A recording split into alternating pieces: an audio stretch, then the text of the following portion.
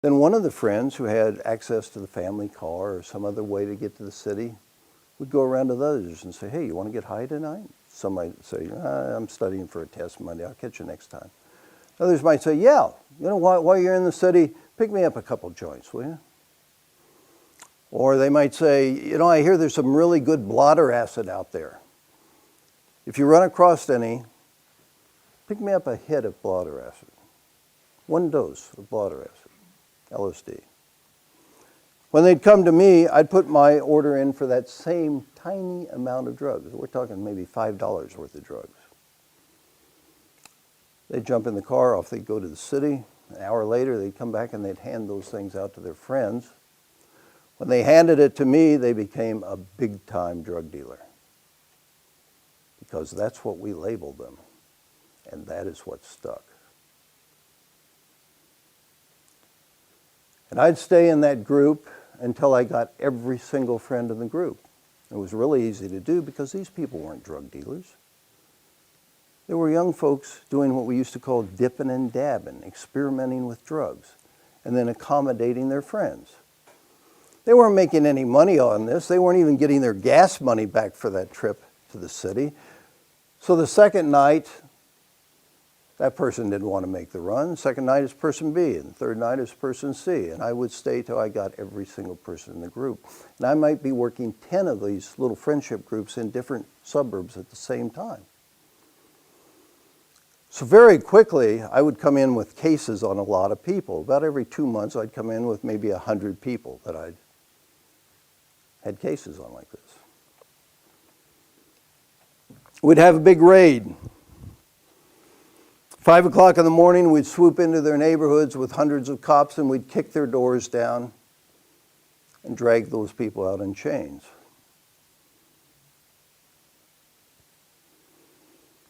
When we got them all down to the police station, we would have already alerted the reporters to be there with their cameras and snap their pictures in the perp walk and splash them all over the front page of their local paper, destroying any credibility, any respectability that these young folks had.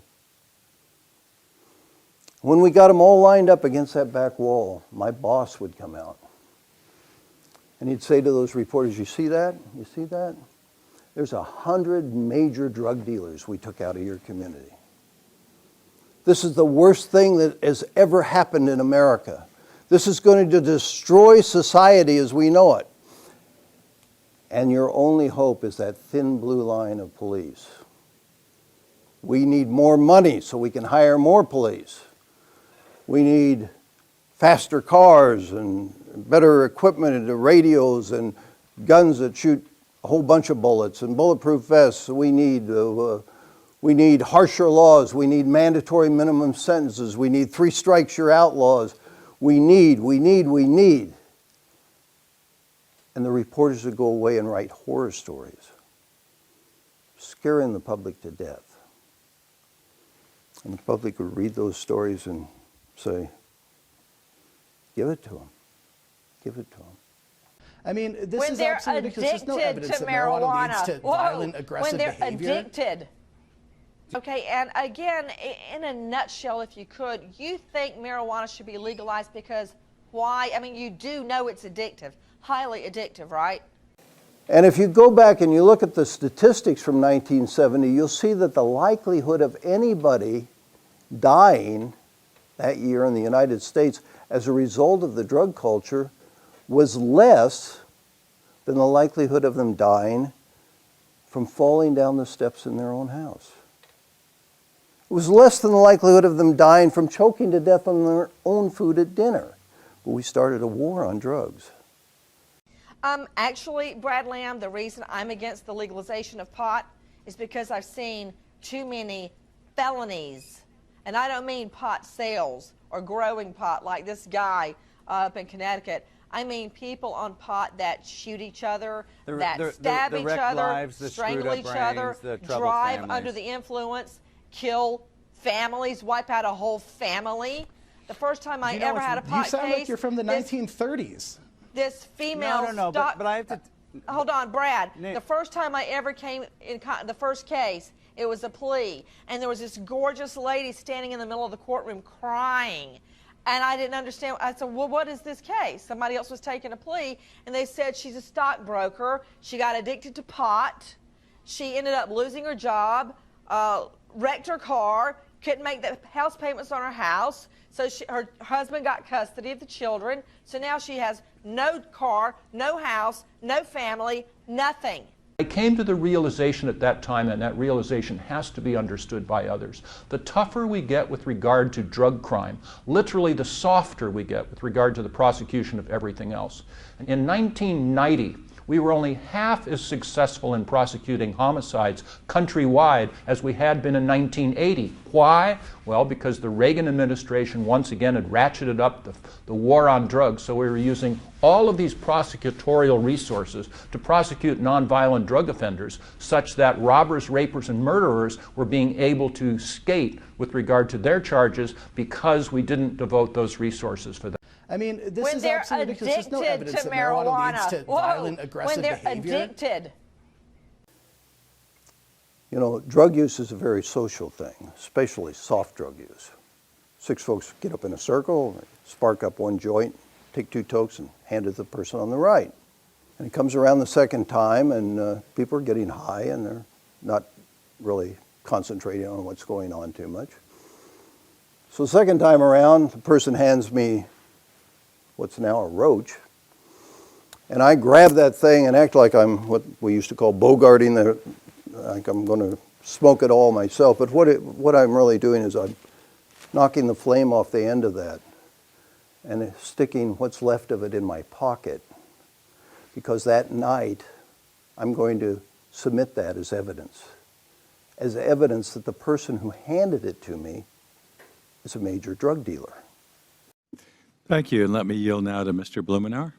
Thank you again, Mr. Chairman. I really appreciate this, and I've found the conversation here to be very useful, and I think you're highlighting the wide range of issues that are on people's minds. I hope there's an opportunity to continue it.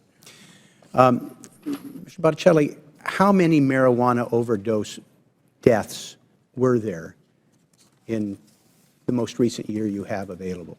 To my knowledge, I don't know if there have been instances of specific overdose-related Well, no, you deaths. talked about marijuana deaths, and so I want to be clear. I'm trying to trap you. No. How many marijuana deaths have there been in the last 5 years? So if you're referring to overdoses, I am not sure of those numbers. If you're referring to fatalities, Then I would like to have you supply us with how many overdose deaths there were, because I have heard from experts whose judgment I respect that they don't know of any.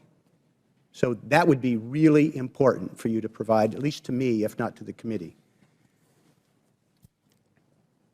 What is more dangerous and addictive, methamphetamines and cocaine or marijuana?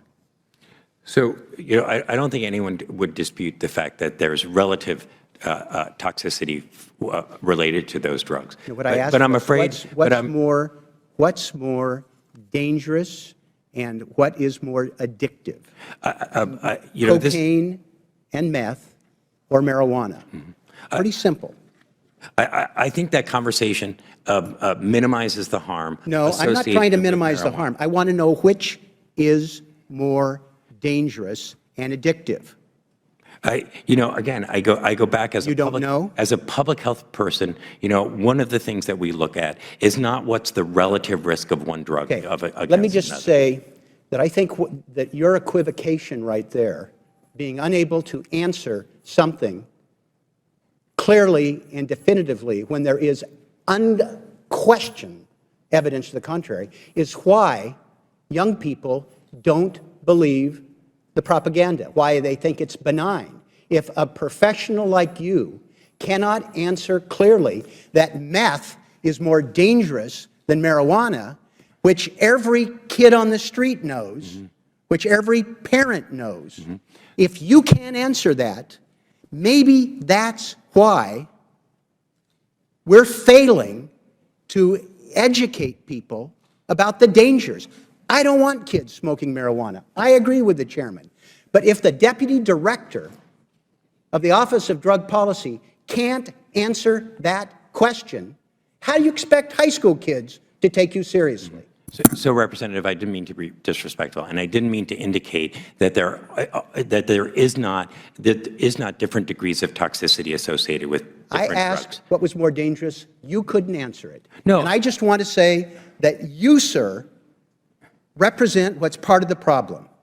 Let me go a little further. So, sir, that's Let's exactly talk not about what I'm saying. what kills more people, tobacco or marijuana? There's been a fair amount of tobacco-associated deaths. My challenge, and the reason I'm hesitating about answering the questions as it relates to relative risk, is I think many times that conversation gets distorted, that there's no risk, that there's... I'm not trying to trap you. No. But this is why, Representative, I don't want to be disrespectful. Let me suggest that your inability to answer me whether tobacco or marijuana is more dangerous, again, is part of the problem. Mr. Connolly documented very clearly that we have been able to drop dramatically tobacco use. And it kills more people than marijuana, if you don't know that. But we've been able to drop that without locking people up, without arresting. I think this administration has seen 3 to 4 million people arrested for marijuana since it's been in office. And yet we've been able to drop tobacco use without being coercive. We've been using fact-based advertising, and we've focused our efforts on things that matter rather than things that don't work. And I'd respectfully suggest that you and the department take a step back. If you're concerned that somehow people think marijuana is benign, that part of the reason is that drug professionals can't communicate in ways that the rest of America does. I appreciate your being here, and I welcome any written follow-up to my questions. Because I'm not trying to trap you, but I'm very discouraged by your inability to answer questions. So let